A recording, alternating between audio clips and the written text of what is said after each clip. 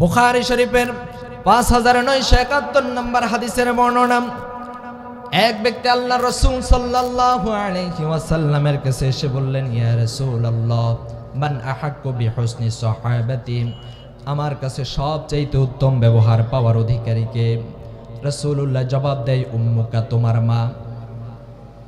লোকটা আবার জিজ্ঞেস করে, ইয়া রাসূলুল্লাহ সুম্মা মান, তারপর কে? আল্লাহর রাসূল আবার জবাব দেয়, উম্মুকা, তোমার মা। তৃতীয়বার আবার জিজ্ঞেস করে, ইয়া রাসূলুল্লাহ সুম্মা মান, তারপর কে? রাসূল আবার জবাব দেয়, উম্মুকা, তোমার মা। তিনবার কার কথা বললেন? মায়ের কথা। চতুর্থবার আবার জিজ্ঞেস করে, ইয়া রাসূলুল্লাহ সুম্মা মান, তারপর কে? রাসূল বলে, আবুকা, তোমার বাবা।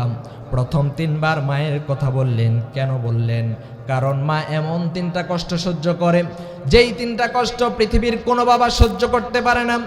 আমার আল্লাহ তাআলা ওই তিনটা কষ্টের কথা কোরআনুল কারীমের মধ্যে বর্ণনা করে দিয়েছেন।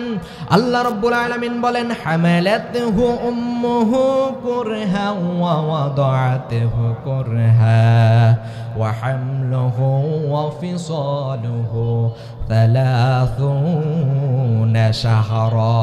চিল্লাই কন্না আল্লাহু আকবার। আল্লাহ বলেন, হামালাতহু উম্মুহু কুরহা, মা তার সন্তানকে গর্ভধারণ করে।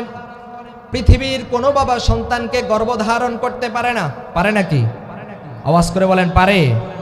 পৃথিবীর কোনো বাবা সন্তানকে গর্ভধারণ করতে পারে না, একমাত্র মা গর্ভধারণ করে। 10 মাস 10 দিন সন্তানটাকে গর্ভধারণ করে। শুধুমাত্র তাই নয়, রাত্রিবেলায় মা যখন ঘুমাতে যায়, হঠাৎ করে সন্তান পেটের মধ্যে লাথি মারে। মা তো হঠাৎ করে ঘুম থেকে উঠে যায়, আর ঘুম হয় না। রাত্রিবেলায় সন্তান শুধু পেটের মধ্যে লাথি মারে।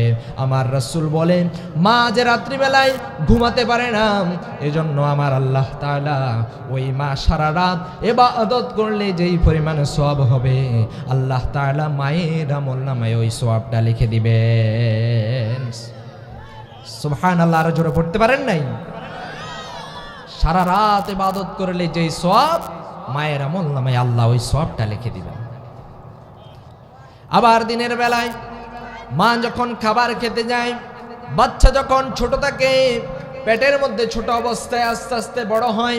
ছোট অবস্থায় বাচ্চাটা যখন পেটে আসে, মায়ের মুখ দিয়ে শুধু বমি হয়, খাবার খেতে পারে না। আবার যখন বড় হয়, সন্তানটা পেটের মধ্যে লাথি মারে, মা ঠিক করে খাবার খেতে পারে না। রাসূল বলেন, মা যে দিনের বেলায় খাবার খেতে পারে না, এজন্য আমার আল্লাহ তাআলা ওই মায়ের আমলনামায় 10 মাস 10 দিন রোজা রাখলে যে সওয়াব হবে, আল্লাহ তাআলা ওই মায়ের আমলনামায় 10 মাস 10 দিন রোজা রাখার সওয়াব লিখে দিবেন। সুবহানাল্লাহ। আর জোরে পড়তে পারেন নাই? 2 নাম্বার, মা যে কষ্ট সহ্য করে তা হলো প্রসব বেদনা। পৃথিবীর কোনো বাবা কোনোদিন প্রসব বেদনার কষ্ট সহ্য করে নাই। প্রসব বেদনার যে কি কষ্ট কোনো বাবা বলতে পারবে না। এত কষ্ট, মৃত্যুর চেয়ে ভয়ঙ্কর যন্ত্রণা, এত ভয়ঙ্কর যন্ত্রণা মা সহ্য করে। এজন্য আল্লাহর রাসূল মাদেরকে কি পরিমাণ সম্মান দিলেন দেখেন। রাসূল বলতেছেন, কোন মা যদি সন্তানকে জন্মদানের সময় মাটা মারা যায়, আমার রাসূল বলে ওই মাকে আমার আল্লাহ তাআলা শহীদ হিসেবে কবুল করে নেয়।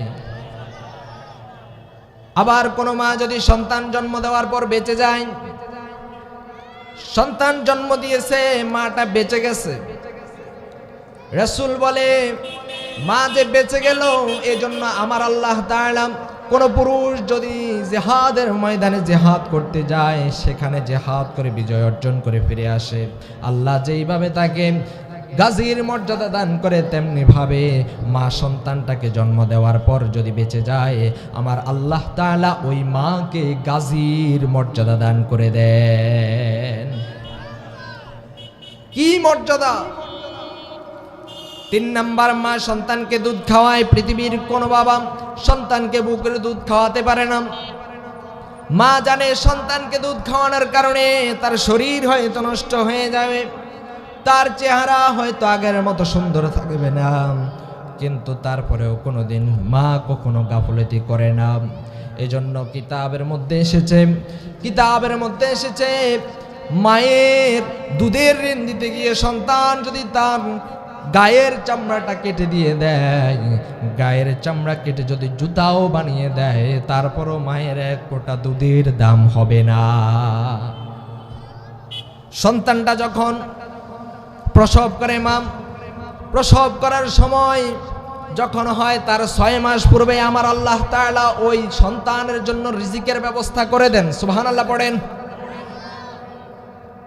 সন্তানটা যখন বের হয়, এতদিন প্যাকেটের মধ্যে ছিল, প্যাকেটের মধ্যে থাকার কারণে বিভিন্ন জার্ম জীবাণু তার মধ্যে আসে নাই, কিন্তু যখন বের হয়েছে দুনিয়ার বাতাসের মধ্যে জার্ম জীবাণু, দুনিয়ার নিঃশ্বাসের মধ্যে জীবাণু, কিন্তু সন্তানের শরীরটা হলো নরম, সন্তানের ভিতরে যত ফুসফুস আছে সব কিছু নরম, শ্বাসনালী আছে সব নরম, এটা সহ্য করতে পারে না।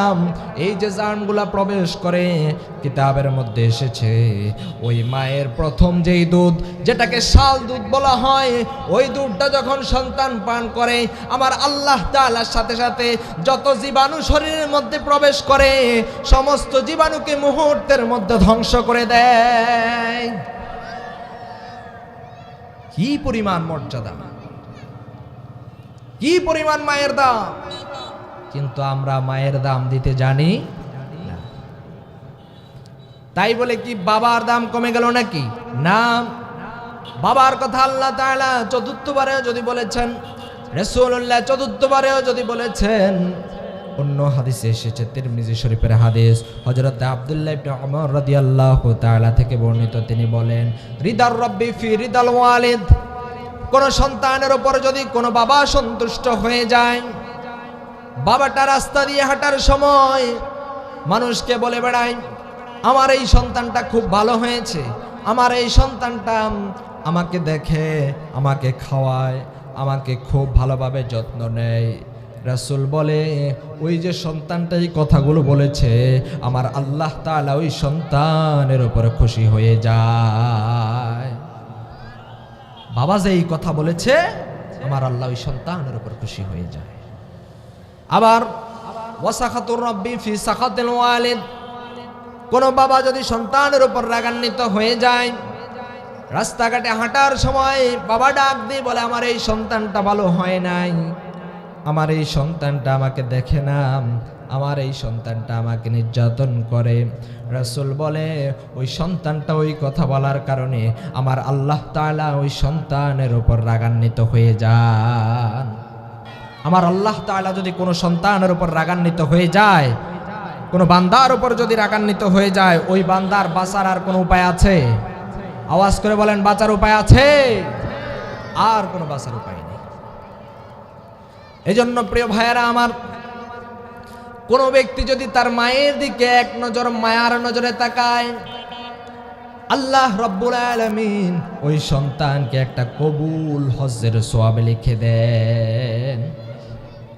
আমার কথা নয়, মিশকাতুল মাসাবির 4944 নম্বর হাদিস, আল্লাহর রাসূল সাল্লাল্লাহু আলাইহি ওয়াসাল্লাম বলেন, মা মিন ওয়ালাদিন বারিন ইয়ানজুরু ইলা ওয়ালিদাইহি নাযরাতা রাহমাতিন, কোন সন্তান যদি তার মা বাবার দিকে মায়ার নজরে এক নজরে তাকায়, আমার আল্লাহ তাআলা ওই সন্তানের আমল নামায় একটা কবুল হজ্জের সওয়াব লিখে দেয়। কবুল হজ্জের সওয়াব।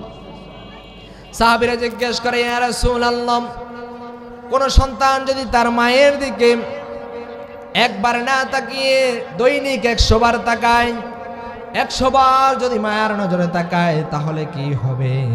আমার রাসূল বলেন, 100 বার যদি কোনো সন্তান তার মায়ের দিকে তাকায়, আমার আল্লাহ তাআলা ওই সন্তানের আমলনামায় দৈনিক 100টা কবুল হজ্জের সওয়াব লিখে দিবেন।